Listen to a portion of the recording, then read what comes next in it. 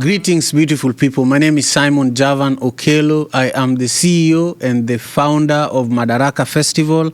I am also the host of Madaraka Festival podcast here on YouTube. And today's episode is recorded live and direct at the Seattle Drum School of Music in Georgetown in Seattle, Washington. I am very pleased to present to you my special guest today, who is Mr. Rungano Mashapure, the CEO and the founder of RPS, Ruby Pulse Solutions. Yes. My brother is doing amazing work, and today we are going to learn all about it, how he started this incredible company, why, and how you can also support. We're also going to begin really by going back to his upbringing and talking about some of the sounds and the colors and how all these things that he grew up around inspired who he is today. And then you will learn how you can support him and stay in touch with him. So take a minute, subscribe to the channel, sit back, relax, and join us for today's conversation. My brother, how are you? I'm doing great, Simon. Thank you for having me. Of course. Did I miss anything in the introduction? No, that was spot on. Excellent. I should use that clip for my marketing. I love that. Thank you. That. Of course. So take us back, to a time when you were 5 to 10 years old, and paint for us a picture based on some of the colors you saw growing up, some of the smells, maybe smells of the food or the environment, some of the sounds, maybe it was music, maybe it was the sound of people playing soccer or people in the farm. And also share with us, just how these things inspired who you are today. Yeah. So, as you were talking, I actually started to replay in my head some of those sounds, some of those colors that you mentioned. And one thing that's really I find very fascinating about being an African or having been born in Africa is our colors are very universal. And our experiences are very similar, irrespective of where you actually grew up. So for me, in our family, it was music. Music was an integral component of family life. On the weekends, the old man would take out the stereo system. Remember those days? They would take out the stereo system literally outside the house, right? Put it there for the whole neighborhood to enjoy, right? And all the kids would come gather, and you'd have these dancing competitions, and, they would throw pennies at you. And so for me, that was one of my first passions in life was music. And I think it also really helped to bridge the gap between the young and the old, in the sense that when we were all expressing ourselves, dancing, no one cared who you were, what you're wearing, or what your background was. And then in terms of food, I mean, what can I say? The food came straight from the backyard, right? The chicken, the carrots, the onions, the tomatoes. You could walk into the backyard, and I remember growing up the avocados, avocado trees. The avocados falling on your head, and so it's a lot of. I think who we are is woven at that age, that 5 to 10 age range that you mentioned, because I think the sights, the sounds, the colors, they become part of who you are. So I think for me, those are some of the fondest memories, particularly around the music and the coming together. When, at that age, between 5 to 10 is also when your world view begins to form, that's when you get hurt and your mom and dad are probably not around, so you figure out how do I limp from here to my uncle's place, to get without getting in trouble. Because oftentimes you would it's funny you mentioned that, because one of my earliest experiences of pain was breaking my arm. After my mom had told me not to do it, by the way. And I still proceeded to do it. Why? Because I was at that inquisitive age where I wanted to explore and find out. So we're playing, swinging by the tree, and it so happened that I missed the branch, and I fell, and I ran home, because I think I was numb. I couldn't feel the pain. So my mom takes me to the doctor, and the doctor does the X-rays. He comes back, his face is frowning, and he tells my mom his arm is broken, and so for me, that was the first time I realized that, wow, you can actually get in trouble by not listening to your parents sometimes. Yeah, I love it. When you're speaking about music and how that was an influence in your life growing up, I was also reminded of two things. One is how Bob Marley influenced Zimbabwe's current generation by coming to Zimbabwe during the independence celebration. You know, it was a big deal. And Bob Marley's trip across Africa, many people don't know that he first landed in Kenya before coming to Zimbabwe. You know, and many people also don't know that since then Bob Marley actually supported the development of reggae music in Kenya, where he physically sent sound system equipment to some of the first reggae DJs in Kenya. Many people don't know that. But another story about how Kenya and Zimbabwe's music influence each other, I think there's so many ways that African music influence each other. But I recently learned, just last year, I learned that a lot of Zimbabwean truck drivers used to drive their trucks to Kenya, and then they would come back to Zimbabwe with Kenyan music. You know? The cassettes, the CDs. cassettes, And then in Zimbabwe, there is a new genre of music that is so similar now to Benga. My tribal music is actually one of the most influential music in Kenya is Luo music, is Benga music, my tribal music. And so there's a genre in Zimbabwe that is exactly the same as Kenyan music. And it was brought to Zimbabwe by these truck drivers. By the truckers, And in Zimbabwe, that genre is actually called the name of the artist whose cassettes came to Zimbabwe the most at that time. He was a producer, but also an artist. So on the cassettes, his name was always there. So in Zimbabwe... So that's how the genre was born. So I actually went to YouTube and actually, so this is real. It's like, this is happening in our generation where the fact that we had Zimbabwean drivers coming to Kenya brought Kenyan music to Zimbabwe, and it's now embedded in Zimbabwean culture, you know. And I can't just imagine what that is going to look like in 20 years from now. Absolutely. I think it's fascinating you talk about that. I think it's why even the conversation we're having right now is very important, because we're living in an age where we need to focus on things that are actually enriching our lives, right? And we need to be reminded of where we came from and the values that we came with us, that came with us, right? So those truckers bringing music from Kenya, and that music now seamlessly being interwoven into everyday Zimbabwean life, just goes to show you it's natural, right? There was no barrier to say, oh no, this is Kenyan music. It was readily accepted, and I think, you know, the more, like you're saying, what would it be like in 20 years from now?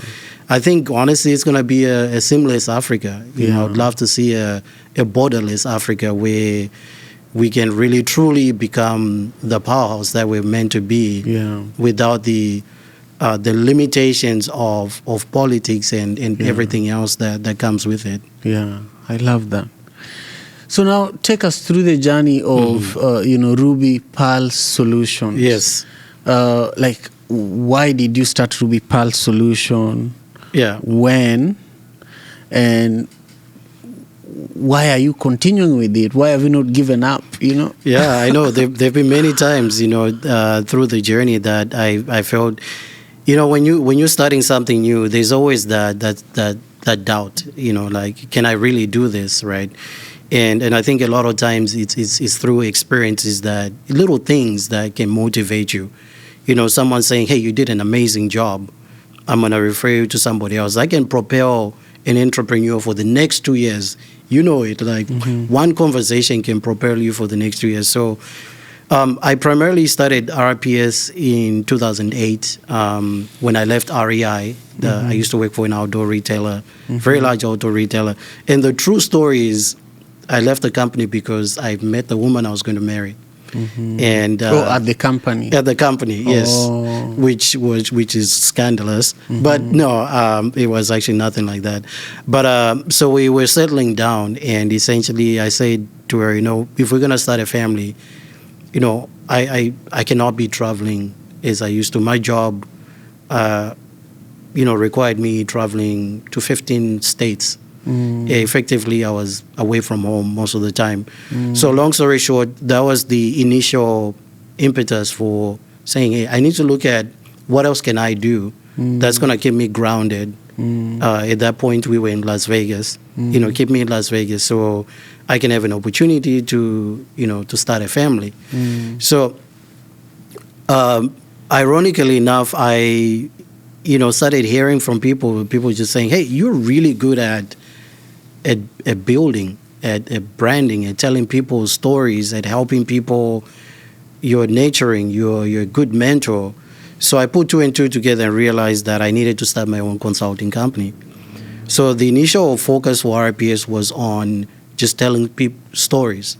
One of the things that I learned in my previous job was that storytelling is a very powerful tool. In fact, storytelling is everything, in essence, when it comes to business. True. If you're able to tell a compelling story, meaning if you're able to connect and make people pause and consider whatever it is that you're talking about, that's success. The reason why we buy certain brands is because we relate to the story they're telling. The reason why I am a all-in-all Galaxy, Android only, I don't touch the iPhone, because I've bought into the Android story or whatever story you have bought in, right? Bought into. So for me, I quickly realized that it's something I enjoy doing. Just being a storyteller came naturally to me. And ironically, Rungano means to tell a story. So it happens to be my name as well. So when I started the company, when it was back in Las Vegas, it was just me. I went door to door. I would, ask people if they needed help with their marketing, their branding. The first client I had was actually a head design studio. And so the gentleman said to me, hey, you look like a young kid. You can barely be 21. And I said, no, I am 21. And the guy goes, well, you look like a kid. So he said to me, here's what I'm going to do. I'll give you a chance. I want you to go find me 3 hairdressers, right? Go recruit hairdressers for me. And if you do that, I'll pay you X amount of dollars. I kid you not. That was the conversation. You know what I did, Simon? I went out and I recruited 10. And I came back and the guy was blown away. He was so excited. He took me by hand and introduced me to his neighbor. And from there, one thing after another, by the end of the year, I was doing branding and marketing for the whole business community, like a whole mall. And then after that, we just started gradually growing the business. So that's essentially how I got the start. I love that. Yeah, it's been a journey, and through the years, a lot of what we've done is very organic. For instance, we're working with a client, and we're building, their marketing strategy, their plans, and then the next thing they say, well, what about my website? And well, we don't do websites. Like, well, you need to be doing websites. So then we find someone who does websites, we hire them, and now we're doing websites. And then the next time someone comes and says, well, you need to do this for me. So how the company started is very organic, and how the company has grown is also very organic in the sense that it's been more about reacting and trying to be proactive sometimes to kind of see what's coming and try and offer those values or those services so that we can stay relevant in the market. Because when you're a small player, you have to be nimble. You have to be able to adjust and to be able to get ahead of the ball game. So a lot of our growth was spurred on by the fact that we wanted to stay relevant, and we wanted to stay competitive, and we also wanted to ensure that word of mouth was our best form of marketing. So I kid you not, up until now, we essentially thrive on word of mouth. Most of our clients have been with us for many years, and most of our clients are from other people telling them about what we do, and then coming to us and saying, hey, I want you to do what you did for this person. Yeah, I love that. Word of mouth is really, truly one of the most powerful ways to market any product. And a lot of the time, entrepreneurs don't understand that your product is as good as your marketing. Yes. If you can't market your product, you have no product. Yeah. Absolutely. Yeah. And I think more so it's really the story. Yeah. I think now people are starting to understand what storytelling is because of social media, because of TikTok, and because of, the likes of Facebook, Snapchat, Instagram, the list goes on. I think because think about it, you get a 15-second soundbite of something, and in those 15 seconds, it grabs your attention. You can relate, and then you formulate an opinion, and then you make a decision, based on those 15 seconds, right? But in that 15 seconds, they have packed a lot of information. It's a story that has already been told about that product. So for me, that's what excites me is waking up every morning and looking and say, oh, Madaraka, how can I support the festival? What story, what element of the story can I infuse into what they're already doing, right? To even broaden its capabilities, increase the audience, right? So, when brands are able to tell a compelling story that's engaging, the brands can last for a long time and they can sustain. And I mean, let's look at sports, right? We're talking about soccer earlier on, right? I'm a huge Liverpool fan, right? And for me, I fell in love with the idea of you never walk alone. Right, that's their story. That they tell people that when you are part of this organization, you never walk alone. So when us fellow Liverpool fans see each other, we have that immediate connection of our story is about not walking alone, right? And so they don't no longer have to go out there and drive that story on a daily to daily basis. It's us now, the fans, who are doing it on their behalf. And so if people are wondering how do you build a successful brand, it's when your supporters, your fans, your audience is doing the marketing on your behalf. And what is that marketing? Is when they're telling your story to other people, right? Oh, let me tell you about Liverpool. I'm the one who knows everything about Liverpool, right? Or let me tell you about Simon. I can tell you everything about Simon, right? And the next person goes on and it goes on. That's the power of storytelling, and that's why I'm so passionate about it. And to answer your question, that's the reason why I've kept going, because I feel like what we do is actually bringing value to people's lives. I mean, what's more exciting than celebrating life and celebrating brands through telling their stories? Yeah. I agree. So, you worked at REI. You started, Ruby Pearl Solutions. Yes. You've helped a lot of clients with their storytelling and branding, and you do this by also involving young people in Zimbabwe. Correct. So creating jobs for young people in Zimbabwe. But there are also so many people, Zimbabweans, Kenyans, who are doing other jobs. They've chosen other paths. True. Some of them have chosen paths that give them way more money than you or Absolutely. me. Yeah. And others have chosen other paths that are probably keeping them where they are not supposed to be. But this is your path. Yeah. Why is this important to you beyond just this being a convenience for you to be with your family most of the time? That's what you said earlier. But I believe that you're passionate about this enough that there has to be a different driving force. Oh, absolutely. I think there are many levels to life, right? You know, when we talk about music, the first instinct is you fall in love with the beat, right? Yeah. Most of the time, and then one day you're like, wait a minute, what did he say? He said, emancipate yourself from mental slavery, right? None we but ourselves can free our minds, and then you take it to a deeper level. You're like, well, what does that mean for me, right, as an individual? So it's the same thing with business, right? My initial on the surface is because it allows me to spend more time with my family as an entrepreneur, because I essentially make my own schedule, right? But then when you dive deeper, it's that aspect of I'm building something that is going to be my legacy, right?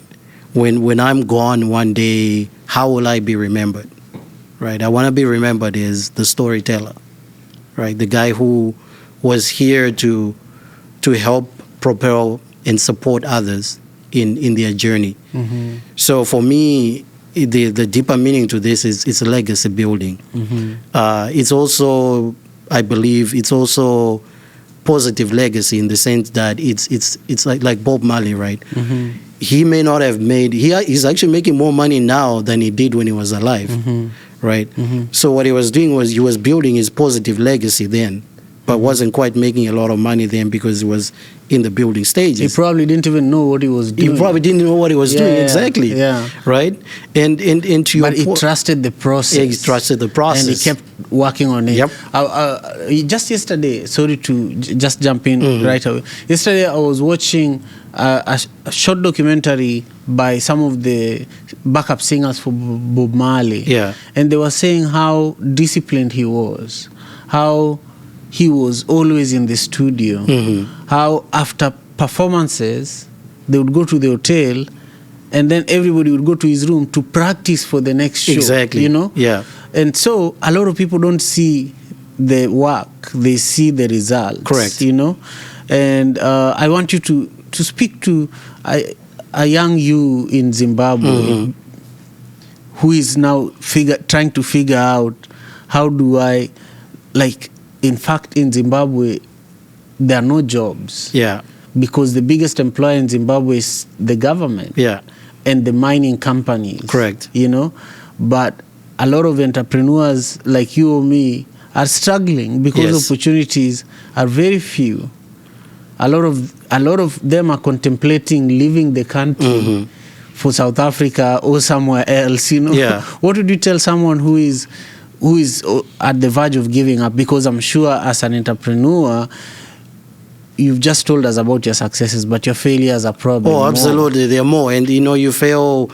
It's like when you see you and I love soccer, football, right? How many times you go, oh my gosh, I can't believe he missed that. And then finally, after 10 tries, he scores one goal. Yeah. Right? So he said 12 failures to score that one goal. So naturally, I have had many failures, right? In order to get to where I am in life.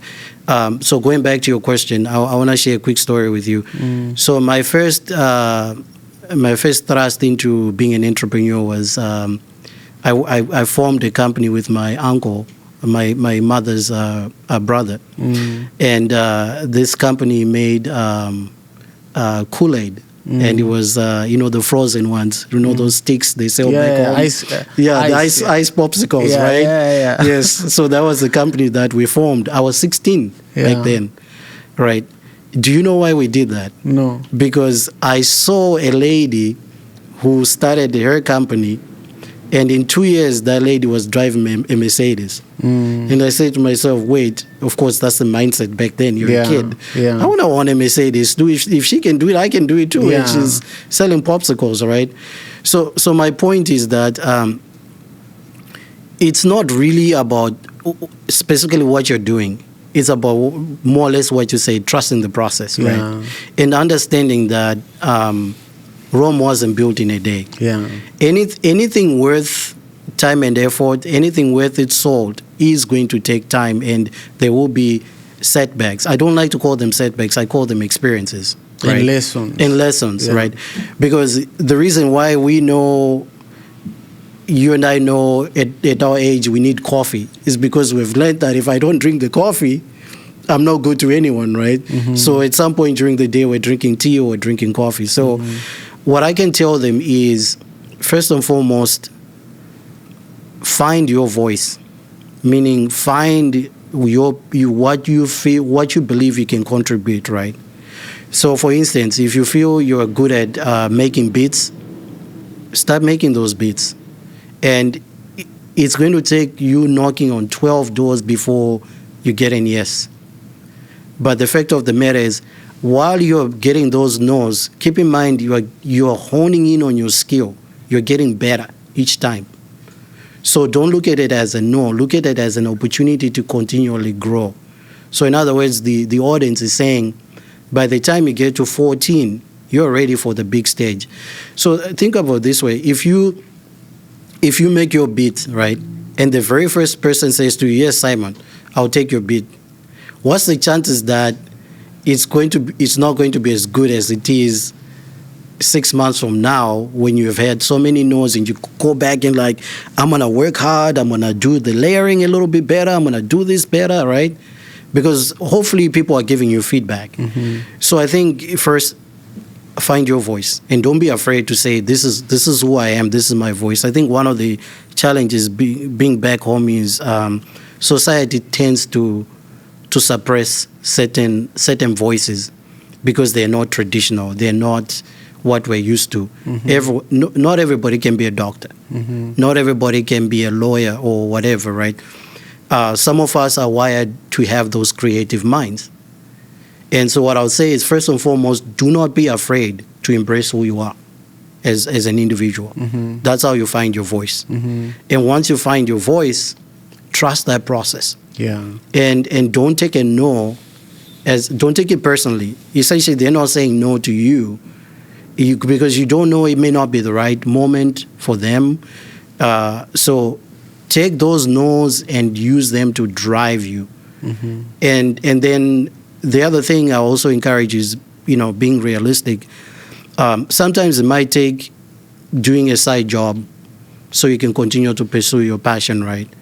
So I would tell you this, Simon. I've done all kinds of jobs. I've cleaned toilets. I've done landscaping.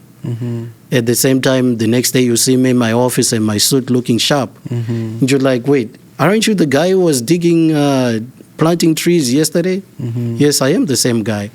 You know why? Because I'm willing to do whatever it takes to support and trust the process. So if it means me going out there and planting trees so I can put food on the table, so I can continue to pursue my dream and my passion and my voice, so I will do it. So I think one of the things that's important for our youth is understanding that there is nothing beneath you and nothing above you. And just because you're doing a certain job that you feel is beneath you, it doesn't become you. Our jobs don't define us, but our passions, our skills is what defines us. Yeah, I love that. I've been producing Madaraka Festival for 11 years. Wow, congratulations. Thank you. This is the 11th year. Exciting. Yeah, so this year, August 30th, we are celebrating at Pier 62. I'm so excited about that. You have to be there. Oh, yes, I will be there. Perfect. With all my pom-poms and all. You have to be there with your vuvuzela. Yes, exactly. Yeah. Cheering and supporting. Yeah. No, I'm very excited about that. Thank you. Have you done any research about Madaraka Festival? I've actually done, yes, of course, respectfully, I've done a good level of research. Yeah. Mostly to understand the impetus behind it. And I have to say that people don't realize how hard it is to put a festival together. Yeah. Even to just get 1 year. Yeah. And to get to 11, that is truly, I mean this from, with all sincerity, that I know we just recently met, but I'm very proud of what you guys are doing, and I'm personally excited to support in whatever capacity we can. Yeah. Yeah. Yeah, man, it's been an exciting, difficult, beautiful journey, Yeah.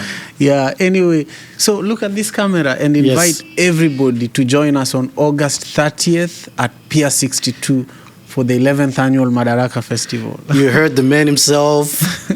August 30th, Pier 62, Madaraka, 11th anniversary. Be there. You don't want to miss it. You can't be anywhere else. So we'll see you there. Perfect.